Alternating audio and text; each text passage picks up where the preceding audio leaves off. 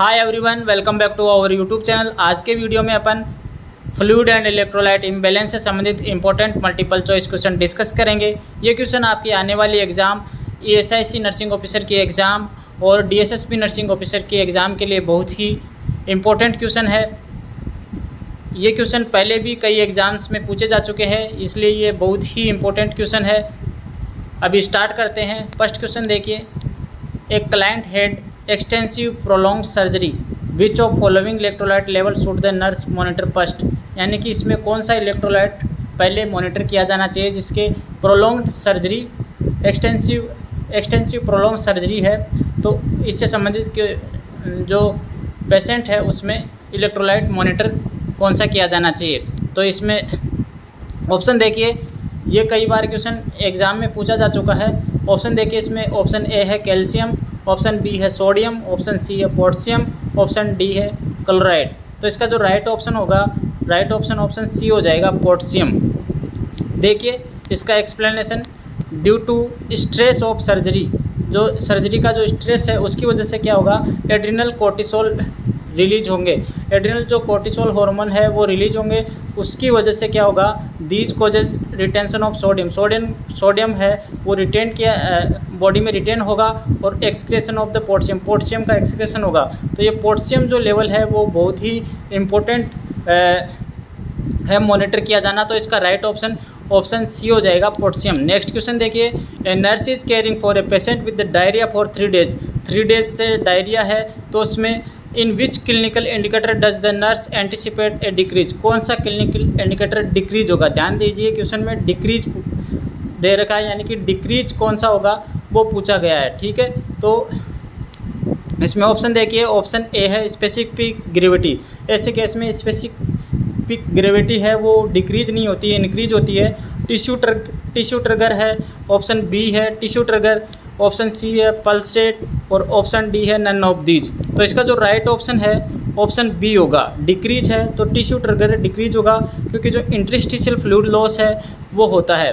तो इसमें देखिए, इसमें in diarrhoea loss of interstitial fluid leads to the decrease tissue turgor. ये इसका एक्सप्लेनेशन है कि जो डायरिया होगा उसकी वजह से इंटरस्टिशियल फ्लूइड है वो क्या है, उसका लॉस होगा, कम होगा, जिसकी वजह से टिश्यू ट्रिगर भी क्या होगा, डिक्रीज होगा। Patient with excessive fluid volume which of following clinical finding indicates the treatment of excessive fluid volume has been successful, यानी कि एक केस है जिसके अंतर्गत क्या है, ऐसे केस में एक्सेसिव जो फ्लूइड लॉस है, एक्सेसिव जो फ्लूइड वॉल्यूम है, ऐसे केस में ट्रीटमेंट किया जा रहा है। तो ट्रीटमेंट की वजह से जो सक्सेसफुल जो ट्रीटमेंट है वो कौन सा, इसमें जो इंडिकेटर है वो इंडिकेट करेगा कि जो ट्रीटमेंट है वो सक्सेसफुल हो चुका है।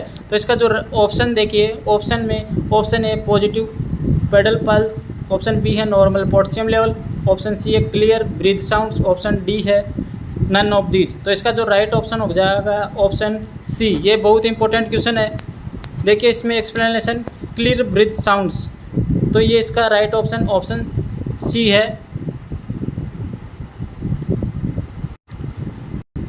एक्सेसिव जो फ्लूइड वॉल्यूम के केस में जो पेशेंट है उसमें क्या चांस रह सकता है, क्योंकि उसमें लंग्स में जो फ्लूइड है वो भरे जाने की संभावना रहती है, जिसकी वजह से उसमें जो साउंड है, अगर वो ट्रीटमेंट के बाद में उसमें लंग्स के जो साउंड सुनाई देते हैं वो क्लियर साउंड सुनाई देते हैं, क्लियर ब्रीथ साउंड सुनाई देंगे, तो इसका मतलब है सक्सेसफुल ट्रीटमेंट है। तो ये सक्सेसफुल ट्रीटमेंट को इंडिकेट करता है, तो इसका ये राइट ऑप्शन सी हो जाएगा, clear breath sound. Next question देखिए, what clinical finding indicate to nurse that a client have hypokalemia.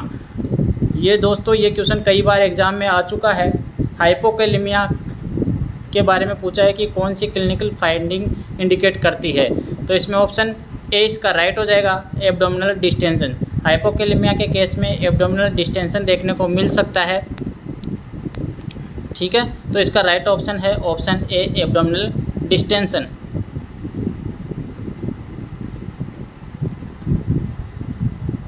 दोस्तों इसमें क्या होता है कि जो मसल्स है वो फ्लैसिड हो जाती है, जिसकी वजह से एब्डोमिनल डिस्टेंशन होने की संभावना रहती है। नेक्स्ट क्वेश्चन देखिए, what is the percentage of water in the average adult human body. Average adult human body में कितना वाटर होता है, परसेंटेज ये पूछा गया है। ठीक है, तो टोटल वाटर परसेंटेज होता है वो 60% होता है एडल्ट में, यह आपको पता है। ऑप्शन सी इसका राइट हो जाएगा। ये कई बार एग्जाम में क्वेश्चन आ चुका है। नेक्स्ट क्वेश्चन है, in a healthy 70 kg adult male, question को ध्यान से पढ़ना। द इंट्रासेलुलर, देखिए इसमें ICF के बारे में पूछा है, इंट्रासेलुलर फ्लूइड इन लीटर। तो दोस्तों जो इंट्रासेलुलर जो फ्लूइड होता है वो बॉडी वेट का 40% होता है मेल में, ठीक है। तो इसका जो राइट ऑप्शन है ऑप्शन डी हो जाएगा, 28 लीटर हो जाएगा। ये 40% ऑफ टोटल बॉडी वेट, ठीक है। टोटल बॉडी वेट का कितने परसेंट होता है? 40% इंट्रासेलुलर फ्लूइड होता है, बाकी रिमेनिंग है वो एक्स्ट्रा सेलुलर फ्लूइड हो जाएगा, ठीक है। नेक्स्ट क्वेश्चन है, विच हैव हाईएस्ट, ये भी कई बार क्वेश्चन आ चुका है, highest concentration of water in their body in following type. ये टाइप ऑफ पीपल दे रखा है जिसमें कि किसमें सबसे ज़्यादा वाटर रहेगा बॉडी में। तो ध्यान दीजिए, इसमें ऑप्शन डी है लीन मैन में ये इसका राइट ऑप्शन हो जाएगा। ये कई बार एग्जाम में क्वेश्चन पूछा जा चुका है। नेक्स्ट क्वेश्चन है, the elderly individual is at greater risk for dehydration than the middle aged adult because. ये कारण पूछा है इसमें कि जो एल्डरली, जो अधिक एज वाले जो इंडिविजुअल है उनमें ग्रेटर रिस्क रहती है किसकी? डिहाइड्रेशन की। क्यों रहती है ये कारण पूछा है, तो इसका जो राइट ऑप्शन है ऑप्शन सी हो जाएगा, compensatory mechanism work less efficiency. ऐसे जो पेशेंट है, ये एल्डरली जो पीपल है उनमें क्या होता है कि मतलब जो कंपनसेटरी मैकेनिज्म होता है वो लेस एफिशिएंटली हो जाती है, मतलब काम करना कम कर देती है, ठीक है, प्रॉपरली काम नहीं करती है। नेक्स्ट क्वेश्चन देखिए, which of following assessment findings is the indicated to extra cellular fluid loss. इसमें कौन सी जो असेसमेंट फाइंडिंग है वो एक्स्ट्रा सेलुलर फ्लूइड लॉस को इंडिकेट करती है? तो ऑप्शन देखिए, ऑप्शन ए है rapid 3D pulse, option D है distended jugular vein, option C है elevated hematocrit level, option D है नन ऑफ दीज। तो इसका जो राइट ऑप्शन हो जाएगा option a rapid 3D pulse.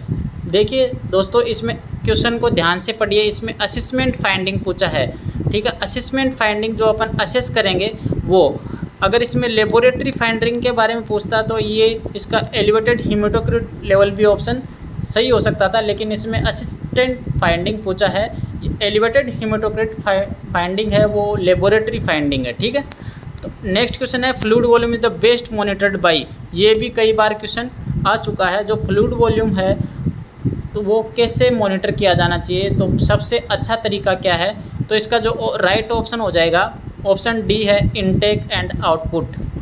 तो दोस्त लास्ट क्वेश्चन देखिए, which of following type of fluid solution causes water shift from cell to plasma. Cell to plasma, ठीक है, जो सेल टू प्लाज्मा में वाटर को शिफ्ट करने के लिए कौन सा फ्लूइड होता है रेस्पॉन्सिबल? तो इसका जो राइट ऑप्शन हो जाएगा ऑप्शन बी हो जाएगा हाइपरटोनिक फ्लूइड की वजह से क्या होगा, जो सेल से है वाटर है वो प्लाज्मा में शिफ्ट हो जाएगा। तो इसका राइट ऑप्शन होगा ऑप्शन बी। ये क्वेश्चन इंपॉर्टेंट क्वेश्चन थे फ्लूइड एंड इलेक्ट्रोलाइट इम्बैलेंस से संबंधित। नेक्स्ट वीडियो में भी इसी टॉपिक से संबंधित फ्लूइड एंड इलेक्ट्रोलाइट टॉपिक से संबंधित अपन क्वेश्चन लेके आएंगे, important question. Thanks for watching the video.